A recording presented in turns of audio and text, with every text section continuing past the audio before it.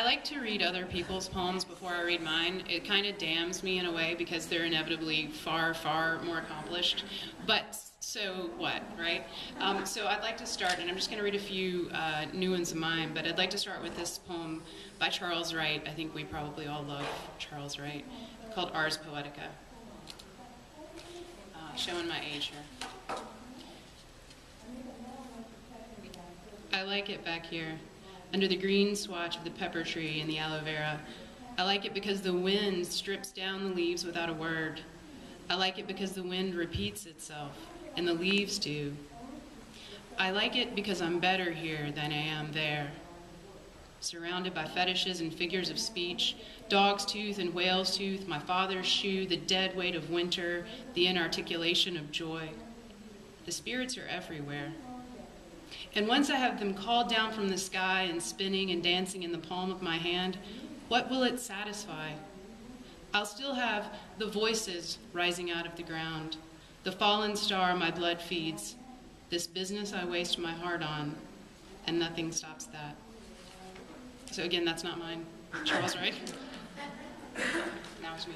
So I've been working on a chapbook with a fellow MFA graduate from Queens called Robert Martin Evans for about a year now. We've been working together, and it's his work and my work kind of speaking to each other. So I'm going to read some poems that we're putting together from that. But these are all mine, they're not Bobby's. This is called Now is Fireworks. Look at me. Now is fireworks, gathered first like Queen Anne's lace into fists called just before, then bursting absolutely. After, are you hawk or songbird? Or climbing rose with colors that unfold as slow as fondness? What I mean to ask is, where are you going on a night like this? The water's so still, you could walk on top of it if you whispered. You remember your grandparents like they just left the room, but you forget so much. And does your suitcase, when you've arrived and told it now, pop its mousetrap latch and burst into a brown motel room with a brown couch you lie on to watch stars that are not fireworks through a half-curtained window? Sing your answer, your voice a warfield for sleep and strain. Or from your granddad's records, more ghostly with each listen, like everything.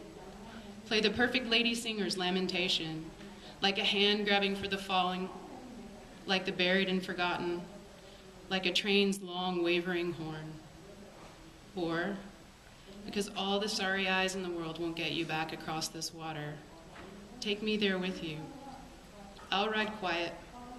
At the latch's snap, my cue, I'll leap from that travel bag like happiness from a cake done in none of nature's colors, except those pale pink sugar roses over my wish for you, under your name.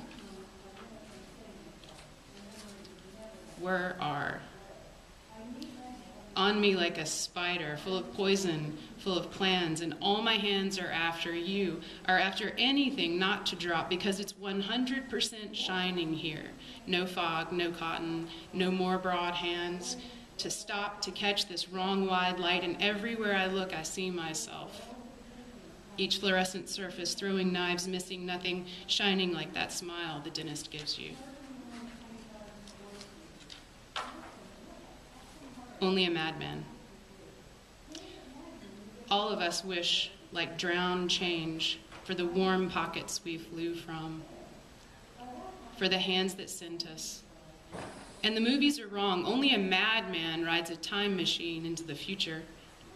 We'd all reach back for those bullet-fast half-days, the horseshoe nail topography of time got its hooks in us, and oh, we are all full of prick holes.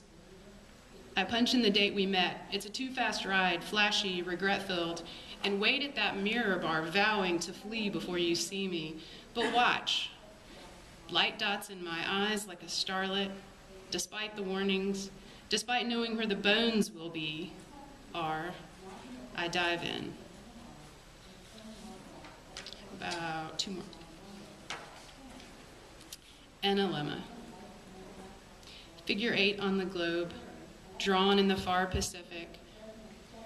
Phenomenon tracked by men seeking surprises that unfold very slowly. The gap between clock time and sun time, why high noon can look 11 or 1.